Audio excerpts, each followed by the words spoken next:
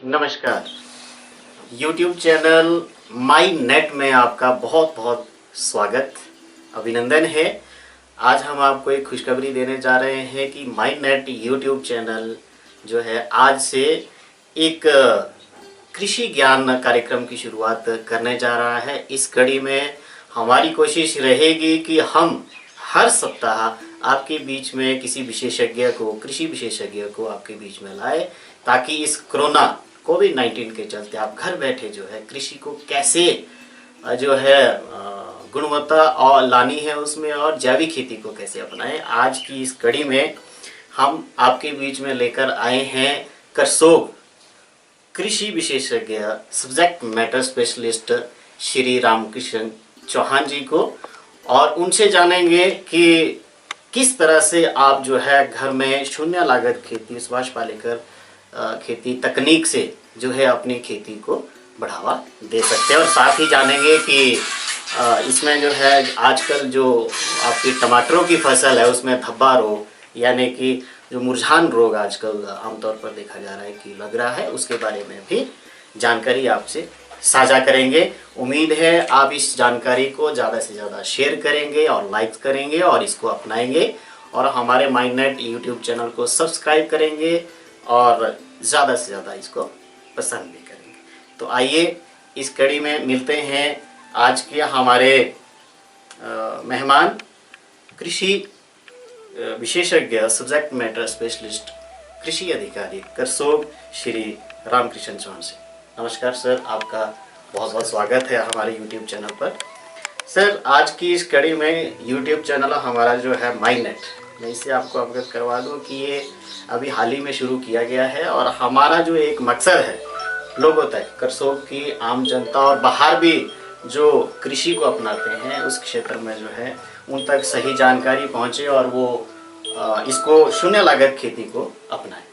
तो सर, आपका एक बार फिर से स्वागत है, और आपसे जानना चाहेंगे सर कि आज शून्य लागत खेती के बारे में किस तरह से जो है ये अहम है और इसको कैसे अपनाया जा सकता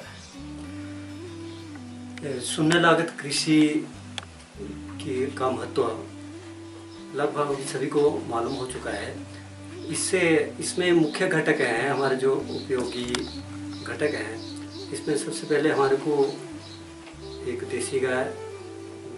देसी गाय इसमें उपयोगी होती है जी, और आच्छादन आवश्यक होता है।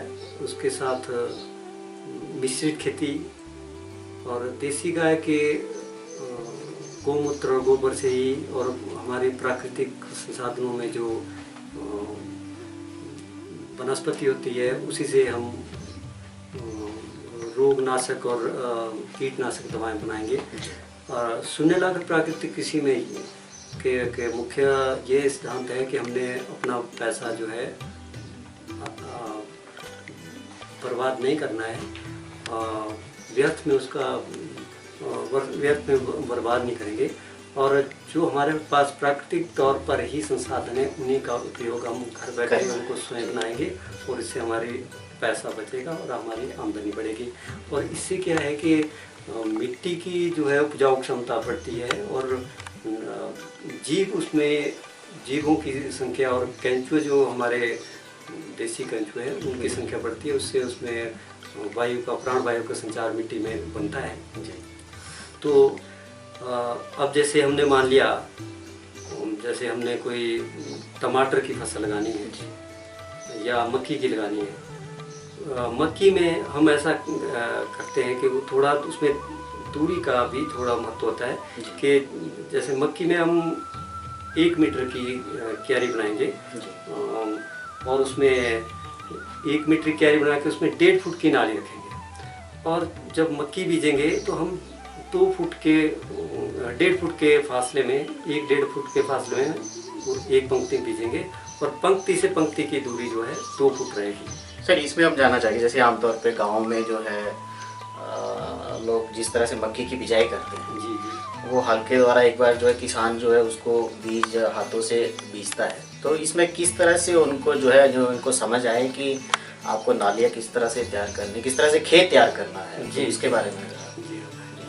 यहाँ जो है आमतौर पर किसान ऐसा करते हैं कि जो हल्का हल होता है उसके फेरे में डालते हैं जी। और 15-20 सेंटीमीटर के बाद जो है वो मक्की डालते हैं और पंक्ति में बहुत घनी डालते हैं। इससे होता है कि पौधे की जो शारीरिक वृद्धि हो जाती है और बाद में वो यूरिया देके उसके और शारीरिक वृद्धि हो जाती है। और अगस्त महीने के अंत में जब थोड़ी हवा चलती है तो वो पौधा इतना मजबूत नहीं हो पाता और वो गिर जाता है और किसान को बहुत नुकसान उठाना पड़ता है। इससे बचने के लिए हमारे को एक सही दूरी जो है इसमें 1 मीटर की जो है नाली बनेगी। तो इसमें शुरू में आपको थोड़ी दिक्कत हो सकती है, थोड़ा परिश्रम करना पड़ेगा। और लेकिन जब एक बार आपकी वो क्यारी बन गई 1 मीटर की क्यारी और 1.5 फुट की नाली, इस क्रम में हम जो है अपना खेत तैयार करेंगे और उसको फसल को बीजेंगे। बीजने से पहले हम घनजीवामृत डालेंगे जी। जो घनजीवामृत डालेंगे, इसके गोमूत्र और गोबर से ही तैयार होता है। और इसको डाल के फिर बिजाई के बाद हम इसमें मिश्रित खेती करेंगे। और जैसे पौधा या तो आप ऐसे उसमें आच्छादन भी करेंगे।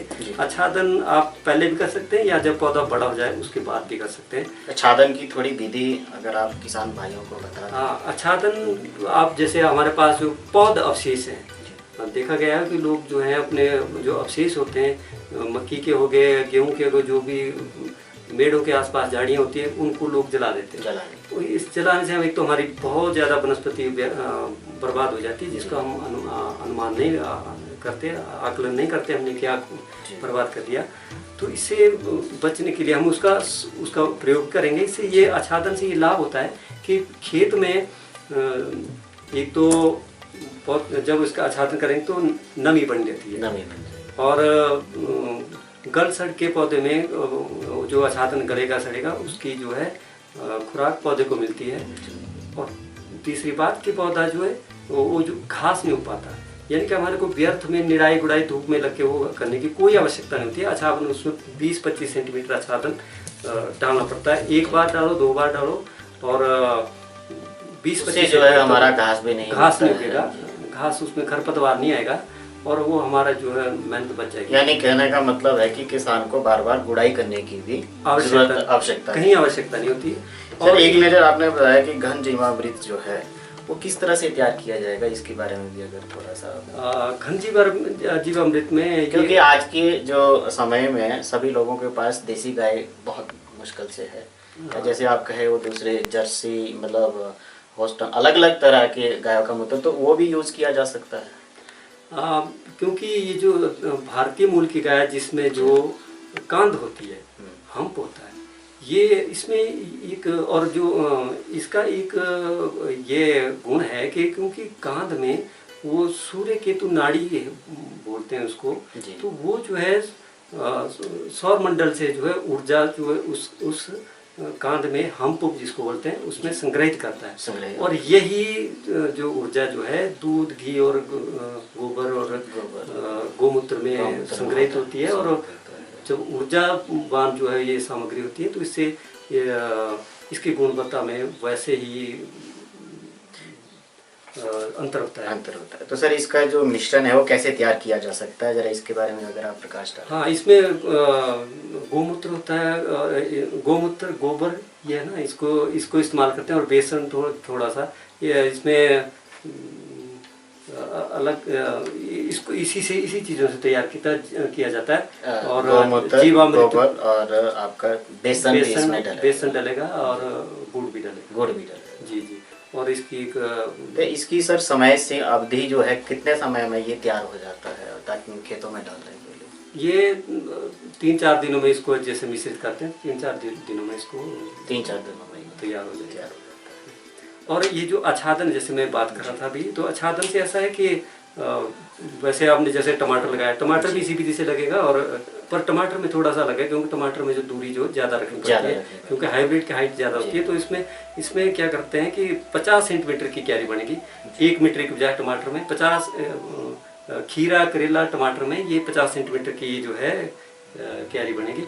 और इस क्यारी के बीचों बीच टमाटर लगेगा और उसकी सहयोगी फसल जो फ्रासबीन लगाएगी जो उसको नाइट्रोजन देगी। नाइट्रोजन मिश्रित खेती का मकसद ये होता है जी। कि जो दलहनी फसल होती है वो उसको नाइट्रोजन देगी। जी। कहीं आपको यूरिया वगैरह खाद कहीं आवश्यकता होती नहीं, पड़ेगी नहीं, कहीं नहीं पड़ती है। ये तो एक भ्रम जैसा मैं तो समझता हूँ, इस भ्रम है किसानों में डाल दिया गया कि आप इसको डालना ही पड़ता है। इसी अब जब किसान इस विधि से करता है तो उससे 5 से 7 गुना अधिक पैदावार होती है अच्छा जो रासायनिक खेती से जी। है। और रासायनिक खेती से उसमें घात हो जाता है, जड़ों में घात हो जाता है तो रोग लगता है। अब जैसे टमाटर में जो मुरझान रोग लगता है तो लोग एक तो यूरिया वगैरह बहुत ज़्यादा खाद वगैरह डालते हैं। और देखो आप एक किसान आमतौर 5 बीघे में कोई 5-6 हज़ार रुपये का तो व्यर्थ का गंवा देता है अपना धन जो है। तो इससे हमारे को सिर्फ बीज खरीदना है और उसके बाद तो कोई खर्चा नहीं है। और इसके बाद जब हम आच्छादन एक बार करेंगे और जीवामृत वगैरह 20-21 दिन बाद उसमें स्प्रे करना पड़ता है, छिड़कना पड़ता है। और कभी कीड़ा लगता है तो ब्रह्मास्त्र अग्न्यास्त्र इसको भी किसान जो है, हमने किसानों को इसमें प्रशिक्षण दिया है तो उसका भी प्रयोग किया जाता है। और एक बात, जब हमारी क्यारियाँ इस ढंग से बन गई उसके बाद मेरा अपना अनुभव है कि जब हम एक सीजन में जब हम ऐसे इसको क्यारियाँ बनाते हैं और उस फसल काटते हैं तो अगले सीजन में हमारे को हल नहीं चलाना पड़ता है। वो मिट्टी इतनी नरम हो जाती है, आपको कहीं हल नहीं चलाना पड़ता है। हल्की सी जुताई करके उसमें अगली फसल का बीज डाल सकते हैं। कोई कहीं हल्का, तो ये भी हमारा एक खर्चा, मतलब उसमें जो है किसान का खर्चा बच जाता है और मेहनत भी बच जाती है। मेहनत बच जाती है और बहुत कुछ इसमें जो है बहुत लाभ होता है किसानों को। तो सर उसमें जैसे आपने अभी हाल ही में अब शुरू होने वाली है मक्की की जो बिजाई होने वाली है, तो उसमें जिस तरह से आपने बताया कि इतना डिस्टेंस में रखेंगे तो उसमें कहीं किसानों को ये तो नहीं रहता है कि फसल में कमी आएगी या उनको पैदावार किस तरह की मिलेगी? अब ऐसा है कि जब हम अधिक कम दूरी रखते हैं, जैसे किसान अपने ढंग से करते हैं, तो उससे ये होगा कि एक भुट्टे में आप बोलो कि एक पौधे में ज़्यादा एक भुट्टा होगा, वो भी आधा भरा होगा। और जब इस विधि से करते हैं तो 3-4 भुट्टे जो हैं, 4 भुट्टे जो है एक पौधे में लगते हैं और 3 से कम तो किसी में भी नहीं लगते। तो आप देखो कि उसमें वृद्धि में किस ढंग से बढ़ोतरी आएगी। मतलब कहने का मतलब है कि किसान भाई जो है इससे ना डरें कि अगर आपको ये लगता है कि अगर हम जैसा कि विशेषज्ञ ने हमारे बताया चौहान साहब ने कि इसमें दूरी में जो है आपको बिजाई करनी है तो उससे आपकी फसल में कोई नुकसान होने वाला है, उसमें कमी आने वाली है, उसमें बढ़ोतरी ही होने वाली है। तो चौहान साहब आपसे कुछ जानना चाहेंगे, जैसे अभी टमाटरों में मुरझान रोग अभी लग रहा है, जिसने अभी ये इस तरह से उसको अपनाया नहीं है, जिसे अपना नहीं पाए, तो उसमें मुरझान रोग देखने को मिल रहा है, तो उससे कैसे उनको बचाया जा सकता है? मुरझान रोग यहाँ जैसे लोग टमाटर लगाते हैं, कहीं भी दूसरे जिला में लोग टमाटर लगाते हैं तो लोग क्या करते हैं कि निराई गुड़ाई, क्योंकि उन्होंने आच्छादन नहीं डाला जी, तो निराई गुड़ाई जब करते हैं तो उसमें जड़ों में घाव बन जाते हैं और बैक्टीरिया तो हर जगह होता है और जब से उसको जो घाव वाला स्थान मिलता है वहाँ से वो प्रवेश कर जाता है। तो वो जो सूक्ष्म नलिका होती है जिसको हम जाइलम बोलते हैं वानस्पतिक भाषा में, तो वो जो अवरुद्ध हो जाता है, बैक्टीरिया वो बैठ के उसको अवरुद्ध कर देता है। तो क्योंकि पत्ते लगातार जो है पत्तों से वाष्पोत्सर्जन होता रहता है और जो नमी जो पौधा ले नहीं पाता है और इस वजह से उसकी कोंपलें मुरझा जाती है, पौधा हरा मुरझा जाता है। ऐसी अवस्था में मुरझाएगा जब उसमें टमाटर लग रहे होते हैं। तो इससे हमारे को अगर बचना है तो सुभाष पालेकर प्राकृतिक कृषि को किसान अपनाए। और जो देखा गया कि पहले लोग समतल खेत में लगाते हैं टमाटर और बाद में उसमें मेड़े बढ़ाएंगे, जहाँ पे जिसको बोलते हैं मेड़े बढ़ाते हैं, और जब टमाटर बड़ा हो जाएगा उसके बाद उसमें मेड़े बढ़ाते हैं। तो उससे वह भी जड़ें जो है उसकी टूट जाती हैं, तो उसमें घाव बन जाते हैं और बैक्टीरिया आसानी से उसको संक्रमित कर देता है। और हमारे को इसलिए करना पड़ेगा कि 50 सेंटीमीटर की क्यारी बनाई उसमें और 1.5 फुट की नाली और उसमें लगा के पौधा लगाओ, उसमें आच्छादन करो, मिश्रित खेती करो उसमें हमारे को फिर जड़ें छेड़ने की आवश्यकता नहीं थी, नहीं। रहेगा, पौधा बचा रहेगा। बचा रहेगा। तो जॉन साहब आपसे जानना चाहेंगे कि करसोग कृषि प्रसार को बढ़ावा देने के लिए आपने जो है करसोग के अंदर कहाँ कहाँ कृषि जैविक कृषि को जो है प्रैक्टिकल तौर पर अपनाने में लोगों के से आपको समर्थन मिला है और वो अपना रहे हैं और उनको लाभ भी प्राप्त हुआ है? जी जी, हम हमारे लगभग पूरे करसोग ब्लॉक में सुभाष पालेकर प्राकृतिक कृषि को लोग अपना रहे हैं। सबसे पहले जो है करसोग में पजाणु गाँव है मांगरा में, तो वहाँ से शुरू किया और उन लोगों का बहुत सहयोग रहा। उनमें एक मास्टर ट्रेनर लीना शर्मा जी हैं जिन्होंने कम से कम 7-8 गांव के लोग जो है उनकी बात को मानते हैं और उन्हीं का अनुसरण करते हैं। तो गांव में जाके हम उनको प्रशिक्षण भी देते रहते हैं समय समय पर, और लोगों को जब इसका लाभ ज्ञात हो रहा है तो शून्य लागत की तरफ जा रहे हैं। और दूसरे हमारे पास जैसे इधर है माउनाग में कैप्टन नेतराम शर्मा जी, वो सेब में इस शून्य लागत प्राकृतिक कृषि को अपना रहे हैं और हम वहाँ पर लगभग 500 किसान हैं। अब एक किसान का लगभग 40,000 खाद और TSO सारी दवाइयाँ मिला के जो शेड्यूल रासायनिक खेती में लिया होता है, तो उसको 40,000 रुपये तकरीबन उसमें व्यय होता है। तो अगर मोटा अनुमान लगाया हम तो उसमें देखो 500 किसान है तो 2 करोड़ रुपए तो वैसे ही बचत हो जाती है, तो इसका कहीं भी आवश्यकता नहीं होती है। और फसल जो है उसमें वैसी है, उनसे बेहतर है, बल्कि पौधों की जो है सेहत रासायनिक खेती से की वाले बगीचे से अच्छी है। और इसके साथ नाज है लगभग हर एक गाँव में जी। इस वक्त हमारे कम से कम 4,000 किसान जो हैं इसमें शून्य लागत प्राकृतिक कृषि में जुड़ चुके हैं। यानी कि हम किसान भाइयों को ये कह सकते हैं कि आप जो है करसोग में प्रैक्टिकल तौर पर जो है इस किसान सुभाष पालेकर खेती का जो है वो लाभ देख सकते हैं, कितने लोगों ने अपनाया है और उनको किस तरह से लाभ प्राप्त हुआ है, इसे देख भी सकते हैं। और इसके बारे में सुभाष पालेकर खेती और जैविक खेती कैसे इसको जो है अपनाएं, विस्तृत जानकारी के लिए आप जो है करसोग कृषि प्रसार अधिकारी केंद्र पे भी संपर्क कर सकते हैं।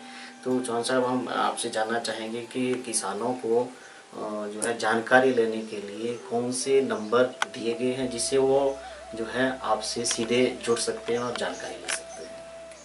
किसानों के पास हमारे सबके BTM, ABTM, SMS सबके फ़ोन नंबर है, तो इससे कोई भी उनको आवश्यकता रहती है तो संपर्क साध लेते हैं। अच्छा, फिर भी वैसे सबके पास है नंबर जी। हम चाह रहे हैं कि इस लाइव इसमें जो चल रहा है इसमें आप बताएं कि किस तरह से अगर कि कोई किसान छूट गया हो, वही हम आपसे जानना चाह रहे हैं कि किसानों को पंजीकरण करवाना जरूरी है तभी आपके साथ वो जुड़े रहेंगे या ऐसा पंजीकरण का कोई ऐसा नहीं है। तो जॉन साहब आपका हमारे इस कार्यक्रम में और इस समय देने के लिए आपका बहुत बहुत धन्यवाद कि आपने किसान भाइयों के लिए जो है इतना बहुमूल्य कीमती समय दिया और इतनी ज्ञानवर्धक बातें आपने बताई। और हम अपने दर्शकों को बता दें कि हमने जो ये कार्यक्रम शुरू किया है कृषि ज्ञान, इसमें हम समय समय पर आपको जो है कृषि ज्ञान के तहत जो है पहली कड़ी में हम आपको लेकर आए थे कृषि प्रसार अधिकारी के कार्यालय में, जिसमें हमने आपकी मुलाकात करवाई सब्जेक्ट मैटर स्पेशलिस्ट अधिकारी श्री रामकृष्ण चौहान जी के साथ, और जिन्होंने हमें बताया कि शून्य लागत खेती यानी कि सुभाष पालेकर जैविक खेती की तकनीक को कैसे अपनाया जा सकता है। और उन्होंने कहा कि अभी हाल ही में जो है मक्की की बिजाई शुरू होने वाली है, तो किस तरह से किसानों को जो है अपनी मक्की की फसल की बिजाई करनी चाहिए, किस तरह से उसमें मक्की की बिजाई में जो है आपको तकनीक अपनानी है, इस बारे में जानकारी दी। और साथ ही साथ में टमाटरों में लगने वाले मुरझान रोग यानी धब्बा रोग के बारे में भी हमें विस्तृत जानकारी दी। और अगले अंक में हम जो जिन विषय को लेकर आप लोगों के समक्ष हाजिर होंगे उनमें है जीवामृत, घन जीवामृत, ब्रह्मास्त्र और अग्निअस्त्र और 10 परनी, सप्त धान्यांकुर और 60 अस्त्र और खट्टी लस्सी। इनको कैसे तैयार करना है और कैसे इसका छिड़काव करना है ताकि आपकी फसलों को बचाया जा सके और आप किसान भाइयों को जो है इसका लाभ अधिक से अधिक हो और आपकी जो फसल है वो अच्छी तैयार हो और आपकी जो जमीन है मिट्टी में नमी बनी रहे, इसको लेकर के जो है हम फिर हाजिर होंगे।